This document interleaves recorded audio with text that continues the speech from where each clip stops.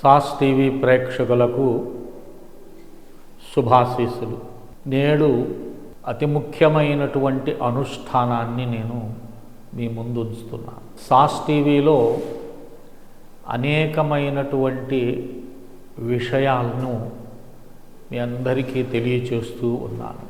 ఏదైతే మీరు అనుష్ఠానం చేయగలరో అలాంటి విషయాలను సంక్షిప్తంగా మీకు శాస్త్ర ప్రమాణాలతో వివరిస్తూ ఉన్నాను. ఎందుకంటే ఆధ్యాత్మిక జీవితము ఒకవైపు, ఆర్థిక అన్వేషణ మరొక వైపు, ధర్మబద్ధ జీవితము ఒకవైపు, ఇవన్నీ కూడా ఒక మానవుడిని ముందుకు తీసుకువెళ్ళేదానికి ప్రయత్నం చేస్తుంటాయి. పరివర్తన అనేది మానవుని యొక్క సహజం. సృష్టిలో ప్రతి ఒక్కటి కూడా పరివర్తన చెందుతూ ఉంది. అలాగే మానవుడు కూడా పరివర్తన చెందాలని ఆశిస్తాడు. ఆశించటం కాదు, అది జరుగుతుంది. పూర్వమున్న స్థితి నేడు లేదు, నేడు ఉండే స్థితి భవిష్యత్తులో ఉండకపోవచ్చు. కానీ భూత భవిష్యత్ వర్తమానముల యందు మానవుడు అన్వేషణ ఒక్కటే, సుఖం, దుఃఖ నివృత్తి. ఏ వ్యక్తి కూడా దుఃఖాన్ని కోరుకోడు. ప్రతి ఒక్క వ్యక్తి సుఖాన్ని ఆశిస్తాడు. ఆ సుఖాన్ని ఆశించేదానికోసంగా చేసే కర్మలో ఒకరు కర్మను నమ్ముకుంటారు. లేదు, మనము అనుకున్నట్టు ఏది జరగదు, దైవానుకూలం అనేది ఒకటి ఉండాలి, దైవ కృప ఉంటేనే ఏదైనా ముందుకు సాగుతుంది అనేటటువంటి వర్గం వారు కొంతమంది. అలాంటి వర్గం వారు శాస్త్రాలను అన్వేషిస్తారు. భగవత్ కృప కోసం శాస్త్రాల్లో ఏదైనా చెప్పబడి ఉందా అనేది వారి అన్వేషణ. అలాంటి అన్వేషణలో అనేకమైనటువంటి విషయాలు ముందుకు వస్తాయి. మరి అలా చెప్పినటువంటి విషయాలు జరుగుతున్నాయా లేదా అనేది ఇక్కడ ఒక ప్రశ్న. జరగకుండా ఉండేదానికి కారణం మన అనుష్ఠాన లోపమే కానీ శాస్త్రలోపమైతే ఉండదు. మనసును ఏకాగ్రత పరచటం, లక్ష్యాన్ని సాధించేదానికి తీవ్రమైనటువంటి ప్రయత్నం, ఇవి ఉండాలి. ఇక్కడ దుఃఖ నివృత్తి.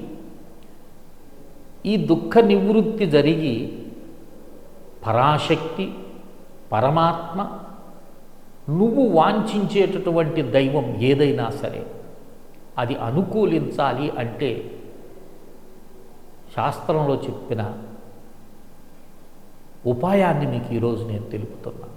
ఏమిటంటే, ధనాన్ని అర్థించటం అనేది ప్రతి ఒక్కని యొక్క లక్ష్యం.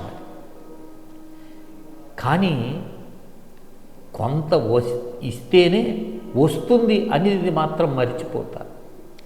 దానికి ఉదాహరణ మహాభారతంలో వనపర్వంలో 33వ అధ్యాయంలో 65వ శ్లోకంలో ద్రౌపది ఒక నీతి చెప్పింది. దాన్ని మీరు గ్రహించగలిగితే ధనార్జన చేయటం ఎంతో సులభమైనటువంటి పని.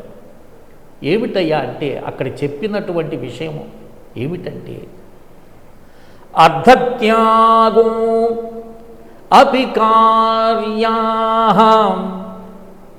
అపికార్యగా స్యాద్ అర్ధం శ్రేయాంస మిశ్చతాగా.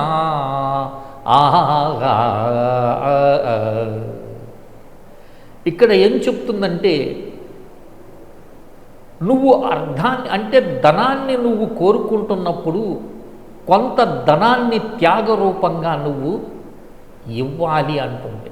అది దానం కావచ్చు, మరేదైనా ఇతర యొక్క ఇబ్బందులు చూచుకొని వారికి చేసేటటువంటి సహాయము కావచ్చు.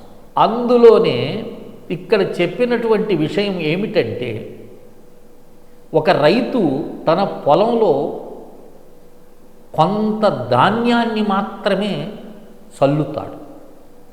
అది వరిగా మొలకెత్తితే ఒక బస్తా ధాన్యంతో కనీసం 10-15 బస్తాల ధాన్యం నీకు ఇంటికి చేరుతుంది.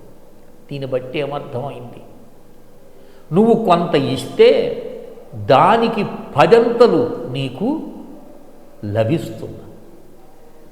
ఇదే విషయము ఒకరి యొక్క సంపదను హరించాలని చూస్తే వారిని మోసపూరితమైనటువంటి విధానానికి గురి చేసి సంపదను నువ్వు పోగేసుకోవాలి అనుకుంటే అంతకు అంత అది వెళ్ళే తీరుతుంది ఏదో ఒక రూపంలో. ఇది జీవిత సత్యం. ఇది కనుక అలాంటి సంపదను, దారిద్ర్యాన్ని తొలగించే దానికోసంగా మహాలక్ష్మిని ఆరాధించటము అనేది ప్రతి వ్యక్తి చూస్తుంటాడు. కనుక మన యొక్క దారిద్ర్యాలన్నీ కూడా తొలగి దేవీ అనుగ్రహం లభించేదానికి దేవీ భాగవతంలో మనకు 9వ స్కంధంలో 42వ అధ్యాయంలో 51వ శ్లోకం నుండి పారాయణం చేయమంటారు. అంటే 18 శ్లోకాలు ఉన్నాయి.